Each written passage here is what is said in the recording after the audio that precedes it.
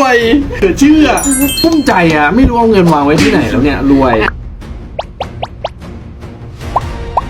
เอาไปแก้ไหม เดี๋ยวแก้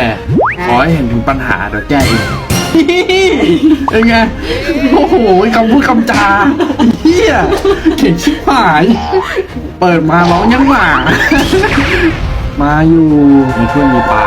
อิ่มแน่นอนอันน่ะมาเรื่อยๆมาเรื่อยๆอ่ะโอ้โหไหลเชี่ยวโอ้โห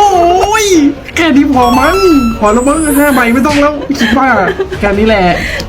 โอ้โหมีคนช่วยอีกเว้ยคนละไม้คนละมือว่ะมีคนโอ้ยยังต้องทำเองอยู่บ้างเดี๋ยวเป็นง่อยโอ้โถเอ้ยไหลเชี่ยวโอ้ย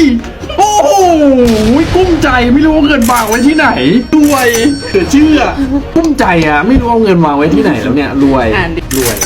สุดท้ายมันกุ้มใจไม่รู้เอาเงินไปไว้ไหนหรอกรวย